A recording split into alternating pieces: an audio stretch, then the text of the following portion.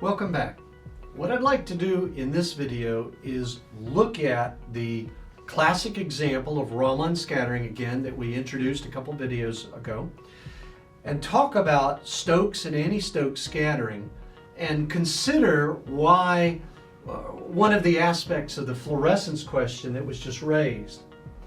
If we remember, we had the ground state and the excited state, V equals 0, V equals 1, V equals 2, so on and so forth. We had the laser come in, strike the molecule, raise it to a virtual state, and I'm not going to worry about the Rayleigh scattering, we'll only look at Stokes and anti-Stokes. And in the case of Stokes scattering, we come back here, and we have the delta being that energy level there. And in the case of an anti-Stokes, we started from the excited state, and we come down all the way to the ground state. Now in this case, the Stokes line and the anti-Stokes line are marked here. Notice a couple of things about them. Remember, if we go back to that fluorescence video, we showed that the fluorescent photon, you had absorption followed by emission, but that emission photon was lower in energy than the laser. Lower in energy than the laser. If we look at the Stokes photon, it is also lower in energy than the laser. So in a sense, it's on the same side, so to speak, of the laser emission as is the fluorescence. On the other hand, the anti-Stokes is on the other side. The anti-Stokes is higher in energy. So if we were to plot the spectrum, and let's do that now. Let's look at what we would say is the spectrum. And as an example, I'm going to use this molecule, carbon tetrachloride. The carbon tetrachloride molecule, CCl4, which is, it's basically the polystyrene of Raman. It's the basic molecule that, if you understand how that works, a lot of things make sense. And we'll keep coming back to it as we go through. Now, if we look here, this is going to be the laser frequency, nu sub L, on my plot. So what I'm plotting here is the energy going both ways, the spectrum in a shifted format. So if we look at the laser frequency and then we look at the scatter intensity in this direction, the first scatter we have is the Rayleigh scatter. Now that Rayleigh scatter is huge, and as we're going to talk about in a couple of videos when we look at the instrumentation, we have to worry about that. It's a problem because the detector looking at that scatter would be like looking at the sun. It would be so bright it could damage the detector.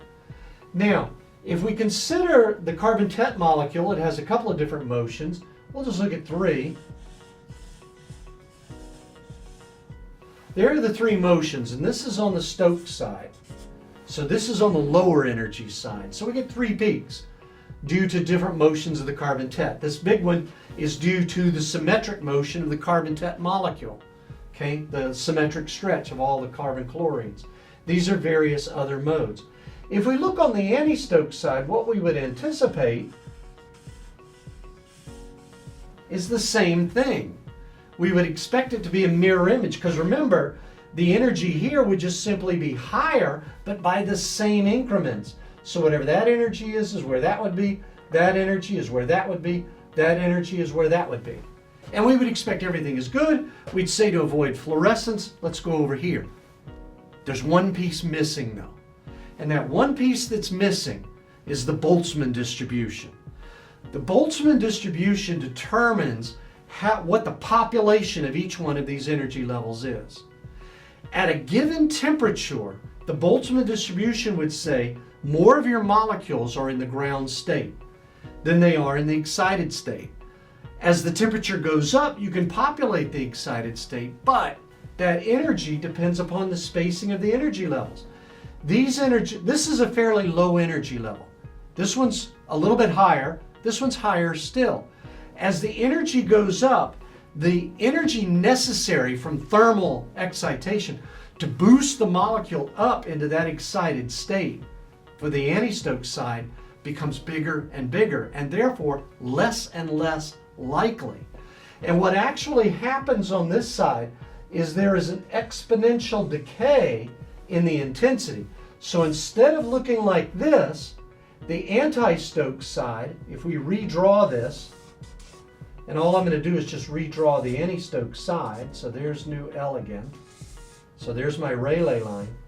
The anti-Stokes peaks are actually going to be smaller, and they're going to continually get smaller. They're going to get exponentially smaller than the Stokes side peaks. These are going to be bigger. So what's happening is, as you go out further and further onto the anti-Stokes side, your intensity is dropping away, and therefore what seemed to be like a good idea of how to get rid of fluorescence turns out not to be so good. Anti-Stokes side intensities are generally lower. There are specialty techniques like what's called CARS, coherent anti-Stokes Raman spectroscopy, where you do things, but that requires multiple lasers. You actually have to pump the energy into the energy levels, etc. We're not talking about that. We're just talking about spontaneous Raman. So if you just had a system with carbon tetrachloride molecules in it, what you'd see is the Stokes peaks, 1, 2, 3. There's more, but those are the big three. In the anti-Stokes side, you would see them, but they're going to be much lower in intensity. So you'd be fighting, as you go over to that anti-Stokes side, you're actually fighting the Boltzmann distribution, and you're not going to win. Even if you raise the temperature, at some point you just boil off the carbon tet, you're not really going to help this situation. So this is why Stokes spectroscopy is almost the only one ever done. As we'll see later when we talk about the instrumentation, there are filters which allow us to eliminate the laser, and there are mainly two kinds. One of them eliminates just the laser. That's called a notch filter, and it's quite expensive.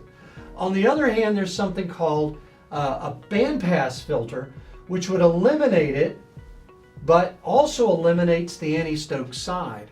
Those filters are a lot cheaper, and because the level of information on the anti-Stokes side is so much reduced by this Boltzmann factor, those are the filters many vendors will choose to use because there's not useful information.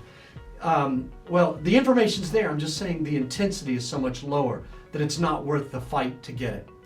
Okay, so that's a brief look at the Stokes, anti-Stokes, and the Boltzmann distribution. We'll next talk about the lasers. We'll look at how we avoid fluorescence in other ways. Like I said, this would be an obvious way to do it because since this is higher in energy than the laser, the fluorescence would be over here. It's not going to be over there. It just doesn't work very well because of this Boltzmann factor. I always call it Bradley's first rule of spectroscopy. You never get something for nothing. You think you could get over here and get it, but there's a price to be paid, and that price is intensity. Okay, so now let's move on.